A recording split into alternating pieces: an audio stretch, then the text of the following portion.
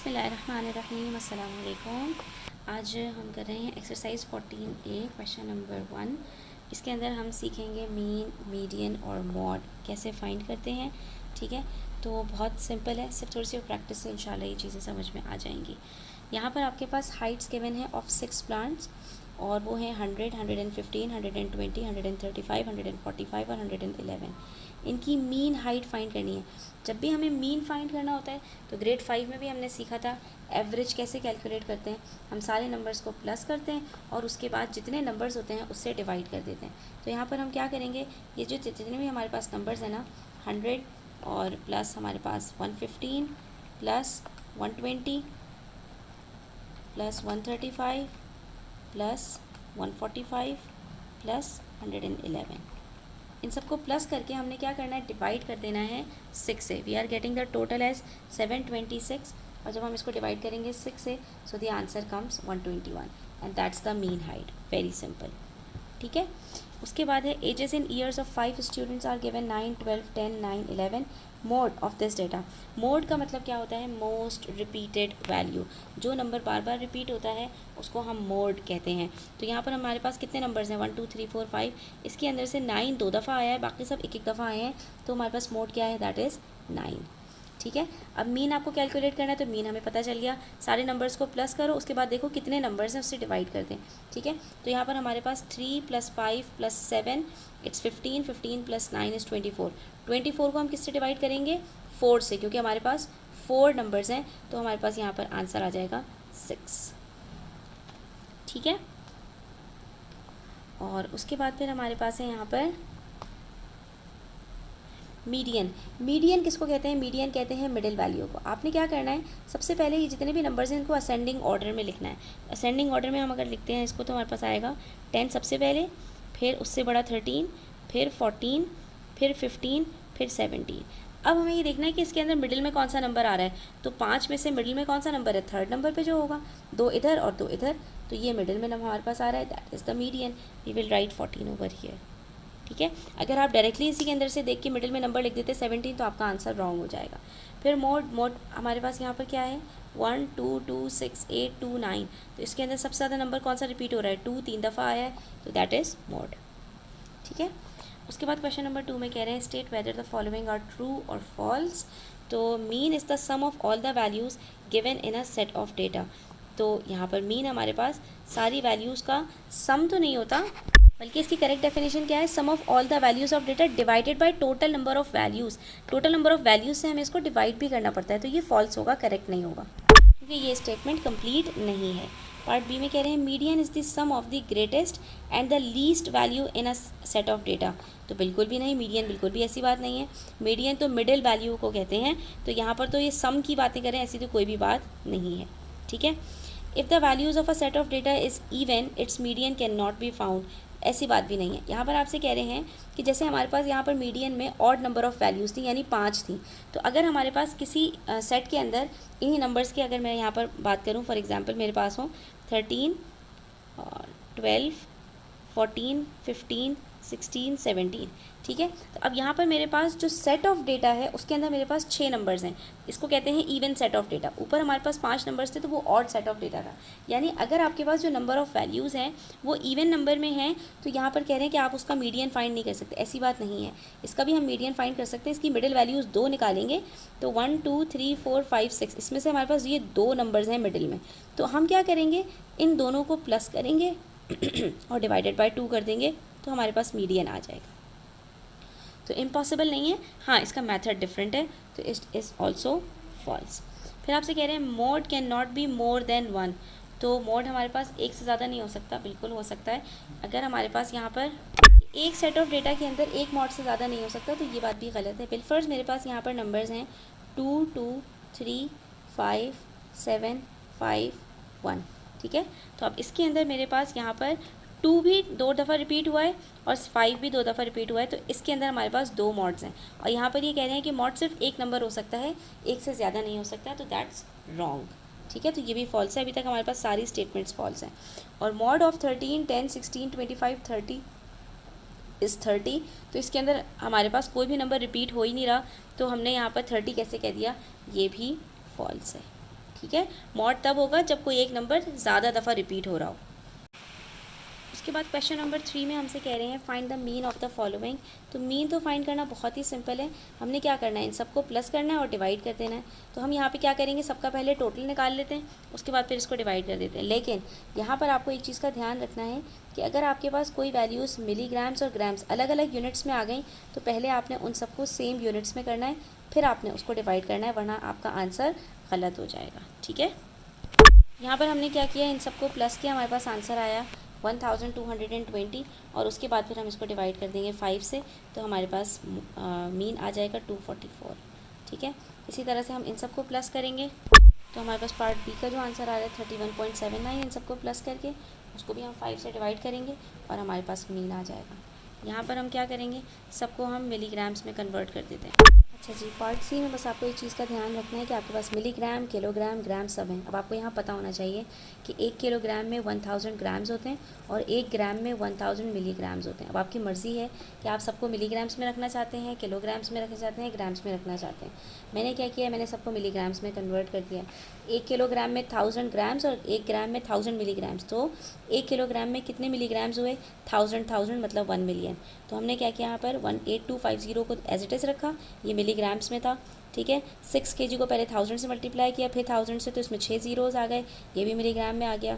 फिर 80 ग्राम्स को 1000 से मल्टीप्लाई किया, इसके अंदर भी 3 ज़ीरोज़ और आ गए। 1550 को इसी में रहने दिया और 45 ग्राम्स को भी 1000 से मल्टीप्लाई किया, तो ये सारे के सारे मिलीग्राम्स में आ गए। ठीक है। अगर आप ग्राम्स में रखना चाहते हैं तो किलोग्राम को 1000 से मल्टीप्लाई करेंगे और मिलीग्राम्स को 1000 से डिवाइड करेंगे, तो आपके पास सारे के सारे ग्राम्स में आ जाएंगे। ठीक है। अब आप इन सबको जब टोटल करते हैं तो आपके पास आंसर आता है 6144800। ठीक है। इसके बाद डिवाइड किससे करना है, तो 1 2 3 4 5 वैल्यूज़ हैं, तो हम क्या करेंगे, 5 से डिवाइड कर देंगे और हमारे पास आंसर आ जाएगा 1,228,960। तो अब आप चाहें तो इसको मिलीग्राम्स में लिखें, ग्राम्स में लिखें या किलोग्राम्स में, आपकी मर्ज़ी है। तो हम इसको अगर मिलीग्राम्स में लिखें तो 1,228,960 मिलीग्राम्स होता है, और अगर आप 1000 से डिवाइड कर दें तो यही आपका आंसर बन जाएगा 1228.96 ग्राम्स। दोनों बिल्कुल ठीक है। ठीक है। उसके बाद आपसे कह रहे हैं the first 7 negative integers. 7 negative integers का आपको यहाँ पर मीन निकालना है। सेकंड 7 नेगेटिव इंटीजर्स आपके पास क्या है, -1 -2 -3 -4 -5 -6 -7। ठीक है। इन सबको प्लस करेंगे। ठीक है। तो क्या आंसर आएगा, 1 + 2 + 3 + 4 10 होता है, 10 + 5 15 15 + 6 21 21 + 7 28। तो ये आ गया हमारे पास -28, और इसको डिवाइड किससे करेंगे, 7 इंटीजर्स हैं तो 7 से, तो आंसर क्या आएगा, -4। So simple. ठीक है। फिर है प्राइम नंबर्स बिटवीन 10 एंड 25। तो सारे प्राइम नंबर्स हम लिख लेते हैं यहाँ पर, 11 13 फिर 17 फिर 19 फिर 21 नहीं है, 23 और बस यही सारे हमारे पास प्राइम नंबर्स हैं 10 से लेके 25 तक। इन सबको हम प्लस करके डिवाइड कर देंगे किससे, 5 से, क्योंकि यहाँ पर हमारे पास 5 नंबर्स हैं। तो इन सब का टोटल हमारे पास आता है 72, और 72 को हम डिवाइड कर देंगे 5 से, तो आंसर आता है 14.4 एंड दैट्स इट। ठीक है। और उसके बाद है द फर्स्ट 7 परफेक्ट स्क्वायर्स। अब परफेक्ट स्क्वायर्स आपको पता होने चाहिए।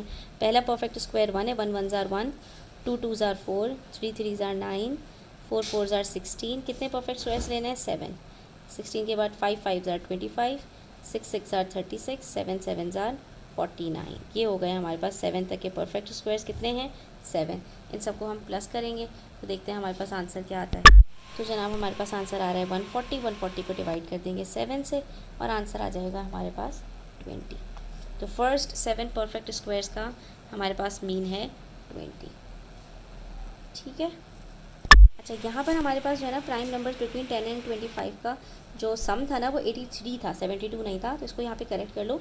This is 16.6। ठीक है। बस ये करेक्शन कर लें, बाकी सब आंसर्स ठीक है। नेक्स्ट हमारे पास क्वेश्चन नंबर 4 है। उसमें कह रहे हैं given below is a table that shows the marks scored by Ahmed in class 4 exams. ठीक है। अहमद के 4 टर्म्स हुए, एक फ़र्स्ट टर्म, फिर मिड ईयर, फिर सेकेंड टर्म और फिर फाइनल्स। ठीक है।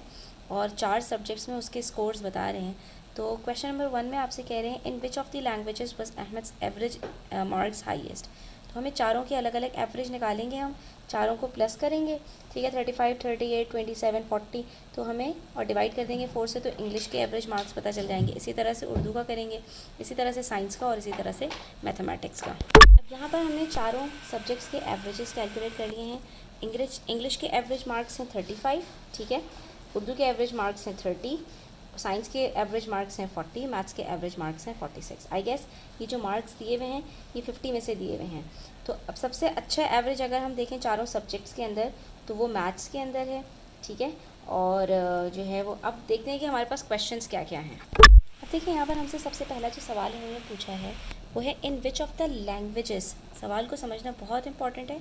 लैंग्वेजेस की बात की है तो लैंग्वेज के अंदर हमारे पास 2 सब्जेक्ट्स आते हैं, इंग्लिश और उर्दू, ठीक है। यहाँ पर अरबिक भी हो सकता था या कोई और सिंधी भी हो सकता था। अगर ये सब सब्जेक्ट्स होते तो हम उसको भी कंसिडर करते, मगर साइंस और मैथमेटिक्स लैंग्वेजेस नहीं है, सब्जेक्ट्स हैं, ठीक है।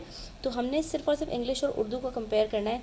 तो इंग्लिश का जो हमारे पास एवरेज है वो 35 है और उर्दू का जो एवरेज हमारे पास है वो 30 है। तो 35 और 30 में से कौन सा हाईएस्ट है? इंग्लिश। तो इंग्लिश के अंदर हमारे पास बेहतर एवरेज है, ठीक है। इन विच एग्ज़ाम, अब ये सवाल देखें, अब आपसे एग्ज़ाम की बात करें। एग्ज़ाम हमारे पास 4 थे, first term, mid year, second year, final. अब एग्ज़ाम का पूछ रहे हैं कि कौन से एग्ज़ाम में Ahmed score the highest average, कि कौन से एग्ज़ाम में उसने सबसे ज़्यादा अच्छा परफॉर्म किया, एवरेज मार्क्स उसके सबसे ज़्यादा अच्छे किस में हैं। तो अब हमने क्या करना है, अब हमने इन चारों को प्लस करके डिवाइडेड बाय 4 करके एवरेजेस निकालने हैं। पहले हमने इन चारों को प्लस करके निकाले थे, ठीक है, पहले हमने सब्जेक्ट वाइज एवरेजेस निकाले थे, अब हमने एग्ज़ाम वाइज एवरेजेस निकालने हैं, ठीक है। तो एग्ज़ाम वाइज एवरेज हम देख लेते हैं कि हाईएस्ट किसमें आ रहा है हमारे पास। तो यहाँ पर एग्ज़ाम के एवरेज हैं, फर्स्ट टर्म का एवरेज हमारे पास 37.75 है, मिड ईयर का 37.25 है, यानी एवरेज का मतलब है कि हर सब्जेक्ट में इसने 37.75 मार्क्स लिए हैं। मिड ईयर में 37.25 लिए हैं, सेकेंड ईयर में और कम हो गए, 34.25 हो गए, लेकिन फाइनल में इसने काफ़ी इंप्रूव किया और इसका एवरेज बहुत अच्छा हो गया 41.75। तो सबसे अच्छा जो एवरेज था चारों एग्जाम्स में, सबसे ज़्यादा मेहनत बच्चे फाइनल्स में ही करते हैं, तो यहाँ पर बात प्रूफ हो रही है कि इसने फाइनल्स में मेहनत की और अपना जो एवरेज था वो इसने बहुत बेहतर कर लिया, 41.75। तो कौन से एग्ज़ाम में सबसे बेहतर एवरेज है? फाइनल्स के अंदर, ठीक है। तो ये क्वेश्चन को आपने समझना है, बहुत इंपॉर्टेंट है कि क्या हमसे यहाँ पर पूछा जा रहा है। नेक्स्ट हमसे कह रहे हैं what was Ahmad's average in mathematics during the year. Mathematics में एवरेज क्या था? तो मैथ्स के अंदर एवरेज हमने भी निकाला था, यहाँ पर 46 था, तो हम यहाँ 46 लिख देंगे, ठीक है। और हमसे पूछ रहे हैं what is the difference in Ahmad's average score of final exams compared to mid year. तो अब यहाँ पर हमने क्या करना है, फाइनल एग्ज़ाम्स का जो एवरेज था 41.75, उसको हमने कंपेयर करना है मिड ईयर से। मिड ईयर का एवरेज क्या था हमारे पास?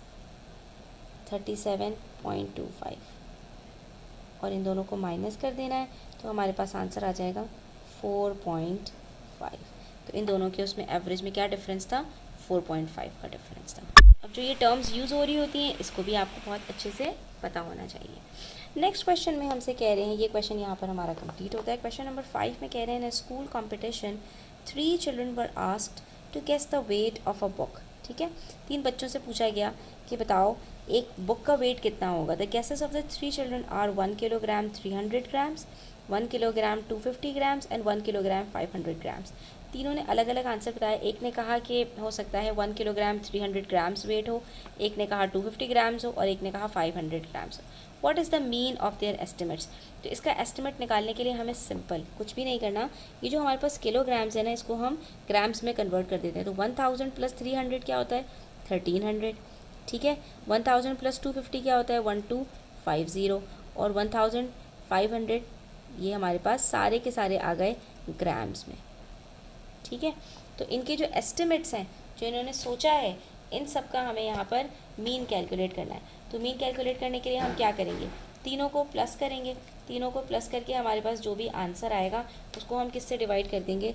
3 से, क्योंकि 3 बच्चों का एस्टिमेट है। तो 4050 हमारे पास इनका टोटल आ रहा है और इसको हमने डिवाइड कर देना है 3 से, and which gives us 1350 grams. तो अब आप भी आंसर उसी फॉर्म में थे जिस फॉर्म में बच्चों ने हमें बताया था।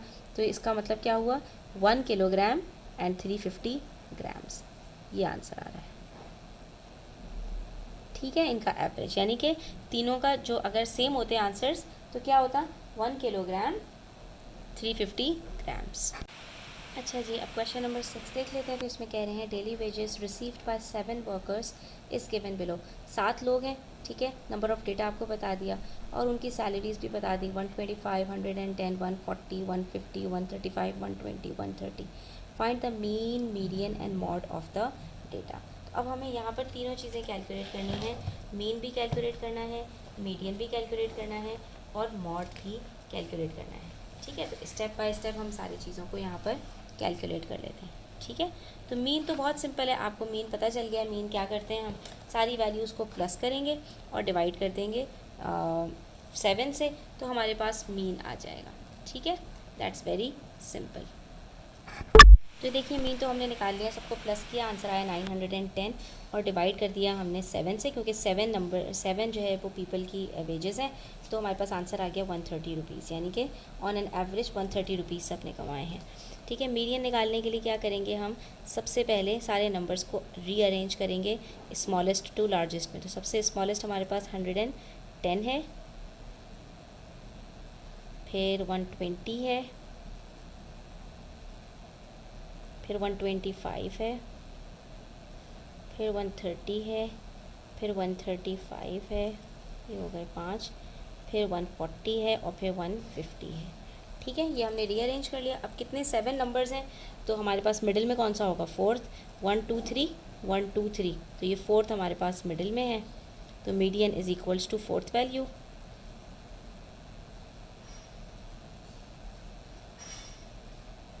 फोर्थ वैल्यू क्या है, 130, तो 130 इज़ द मीडियन। और मॉड मोस्ट रिपीटेड वैल्यू, तो यहाँ पर कोई नंबर हमारे पास रिपीट हो रहा है, 120, 110, 140, 150, 135, 120, 130, मॉड कोई भी नहीं है, नो मॉड। ठीक है, क्योंकि कोई भी नंबर रिपीट हो ही नहीं रहा। नेक्स्ट हमसे कह रहे हैं the marks obtained in a mathematics test by 15 students are given, find the mean, median and mode of the data. तो अब यहाँ पर भी आपको सेम यही काम करना है, इन सबको प्लस करेंगे, ठीक है, डिवाइड कर देंगे 15 से, तो आपके पास मीन आ जाएगा। ठीक है, मीडियन निकालने के लिए रीअरेंज करेंगे और आपके पास ये कितने हैं, 15, तो 15 का हाफ क्या होता है, 7.5, इसका मतलब है 8th जो स्टूडेंट होगा 8th, वो आपके पास यहाँ पर मीडियन होगा। ठीक है, तो 8th नंबर पर आपके पास जो वैल्यू आ रही होगी वो मीडियन होगा। और मॉड आपका क्या होगा, तो मॉड के लिए आपने देखना है कि यहाँ पर कोई नंबर रिपीट हो रहा है, 25 रिपीट हो रहा है, 25 बल्कि 3 दफ़ा रिपीट हो रहा है, तो 25 और 28 2 दफ़ा रिपीट हो रहा है, इसका मतलब है मॉड हमारा 25 होगा। जो सबसे ज़्यादा दफ़ा रिपीट होता है वो मॉड होता है। ठीक है, तो मॉड वुड बी 25। ठीक है, और यहाँ पर हमारे आज का जो लेसन है वो कंप्लीट होता है।